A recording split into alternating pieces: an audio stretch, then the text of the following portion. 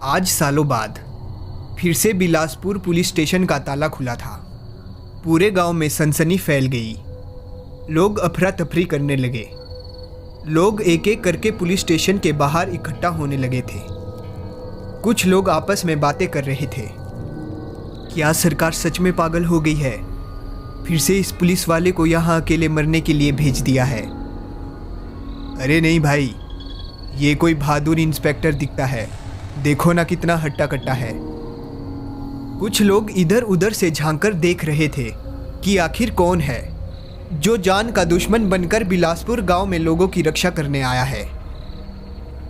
दरअसल बिलासपुर गांव में चोर और डाकुओं का बोलबाला था। वहां पर कोई भी पुलिस वाला ज़्यादा दिनों तक टिक नहीं पाता था। या तो वो चोर या डाकुओं के हाथों मारे जाते थे या फिर रात को काली शक्तियों का शिकार हो जाते थे। इन काली शक्तियों के पीछे कहा जाता है कि बहुत समय पहले उस गांव की एक जवान और खूबसूरत लड़की का बलात्कार करके हत्या कर दी गई थी। फिर उस लड़की की आत्मा भटकने लगी और अपना बदला लेने के लिए उस गांव में आने वाले सभी पुलिस वालों की हत्या कर उनके खून से नहाती थी। इंस्पेक्टर विजय ने थाने के बाहर भीड़ जमा दिखी तो उसने कुछ लोगों को इशारा किया और कहा, ए तुम अंदर जाओ। मैं करके कुछ लोग तो पीछे हट गए और कुछ भागने लगे। लेकिन फिर रमेश चाचा बिना डरे अंदर जाने लगे और फिर उनके साथ कुछ 2-4 लोग और पहुंच गए। इंस्पेक्टर ने अपना डंडा टेबल पर रखते हुए कड़क आवाज में पूछा, तुम लोग पुलिस देकर जमा क्यों हो गए हो? क्या पुलिस पहले नहीं देखी तुम लोगों ने? रमेश चाचा ने पूरे थाने में अंदर इधर उधर देखते हुए कहा, नहीं साहब, देखी है पुलिस। लेकिन इंस्पेक्टर ने पूछा, क्या लेकिन?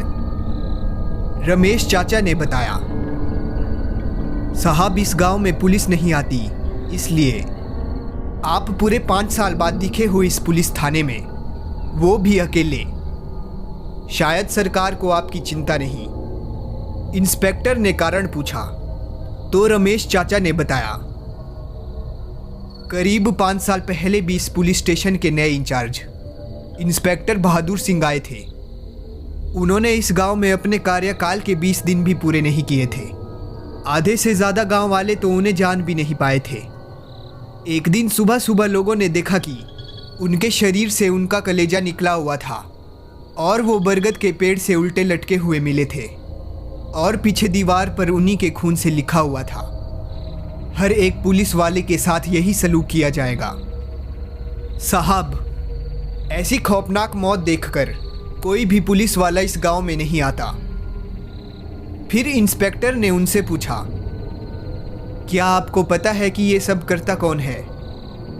तो उन्होंने बताया, साहब आज तक तो पता नहीं चला कि किसने उनकी हत्या की, उस लड़की की आत्मा ने या फिर गुंडों ने। इंस्पेक्टर ने पूछा, लड़की? कौन सी लड़की? मैंने तो ऐसा कभी नहीं सुना।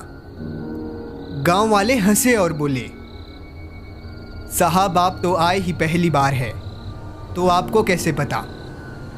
फिर रमेश ने बताया, साहब सुना है उस लड़की के साथ बहुत बुरा हुआ था, बलात्कार करके उसकी हत्या कर दी गई थी। फिर इंस्पेक्टर विजय ने पूछा, किसी ने उस लड़की की लाश या फिर उसके घर वालों से कोई मिला है? इस बात पर सब शांत रह गए।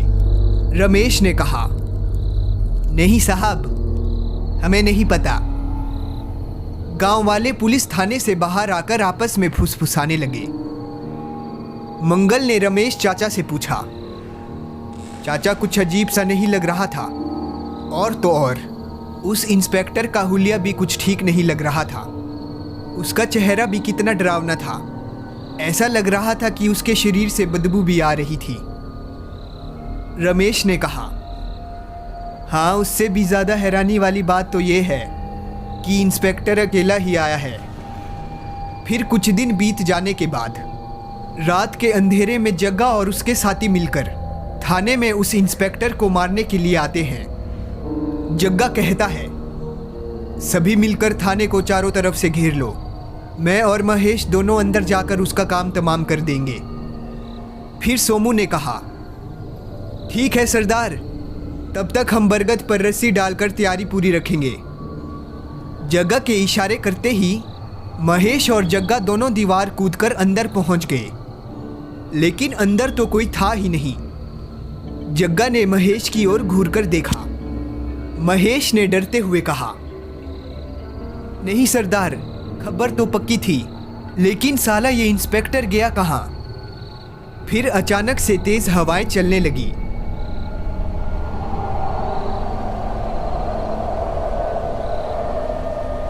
खिड़कियां और दरवाजे अपने आप बंद हो गए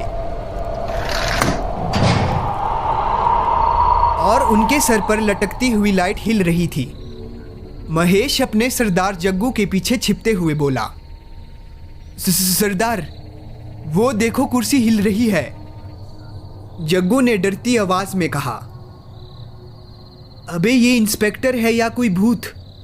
अब तो हम भाग भी नहीं सकते, दरवाजे लॉक हो गए हैं। तभी कमरे की लाइट लगातार जलना बुझना शुरू हो गई। ऐसा होते देख जग्गू और उसके साथी की डर की वजह से हालत खराब हो रही थी।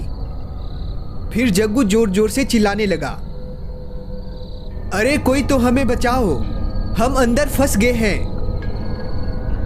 तभी जोर जोर से हंसने की डरावनी आवाजें सुनाई देने लगी।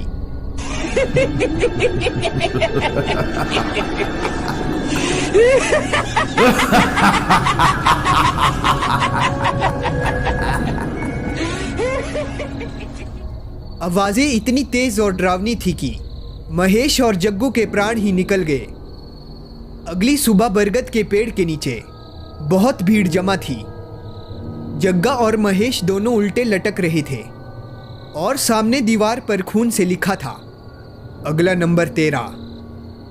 सभी लोग हैरानी से इंस्पेक्टर की ओर देख रहे थे और इंस्पेक्टर विजय शांत खड़ा सब कुछ देख रहा था। रमेश चाचा इंस्पेक्टर के पास आए और बोले, साहब, हमने पहले ही कहा था, आपके पास अभी भी वक्त है। अगर आपको अपनी जान प्यारी है तो आप वापस चले जाओ। इंस्पेक्टर के चेहरे पर रहस्यमयी मुस्कान थी। उसने कहा, आप फिक्र ना करें, सब ठीक हो जाएगा। जग्गा के बाकी साथियों को जब पता चला तो उन्हें बड़ी हैरानी हुई। सबने मिलकर मीटिंग की। कल्लू ने चिंतित होते हुए पूछा, उसके साथ कितने पुलिस वाले हैं? सामू ने बताया, सरदार केवल अकेला है। फिर कल्लू ने कहा, फिर कैसे अकेला इतनों को मार सकता है? सामू ने कहा, सरदार, कहीं उस बुरी आत्मा ने तो नहीं कर दिया इनका कांड? फिर सरदार हंसने लगा और बोला, ऐसी कोई लड़की थी ही नहीं। ये तो पुलिस वालों और गांव वालों को डराने के लिए हमारे द्वारा अफवाहें फैलाई गई थी ताकि लोगों का ध्यान हम पर कभी ना जाए। अब हर रोज सुबह गांव वालों को 1-2 डाकू और क्रिमिनल्स उस बरगद के पेड़ पर उल्टे लटके हुए मिलने लगे थे। एरिया के लगभग सभी नामी गुंडे और डाकू बरगद से लटकाए जा चुके थे। अब ये खबरें अखबारों में छपने लगी थी। लोगों के मन में प्रश्न आने लगे थे, इन बरदातों को अंजाम दे कौन रहा है? अब बात प्रशासन तक पहुंच चुकी थी। लोग इंस्पेक्टर विजय का नाम भी उछाल रहे थे। जब पुलिस डिपार्टमेंट ने यह पता लगाया कि इंस्पेक्टर विजय कौन है, तो पता चला कि इंस्पेक्टर विजय की तो 10 साल पहले ही एक्सीडेंटल मौत हो गई थी। अब गांव वाले समझ चुके थे कि ये इंस्पेक्टर विजय नहीं बल्कि एक भूत है, लेकिन एक सच्चा देशभक्त। उन्होंने बिलासपुर के क्राइम्स को जड़ से उखाड़ कर रख दिया था। पुलिस प्रशासन ने इंस्पेक्टर विजय के मरने के 10 सालों बाद उन्हें और उनके अच्छे कामों के लिए सम्मानित किया गया। तो दोस्तों, ये थी हमारी आज की कहानी। दोस्तों, ये कहानी आपको कैसी लगी ये हमें कमेंट करके ज़रूर बताएं और ऐसी ही कहानियाँ सुनने के लिए हमारे चैनल को सब्सक्राइब करें और बेल आइकन को ऑल पर सेलेक्ट कर लें।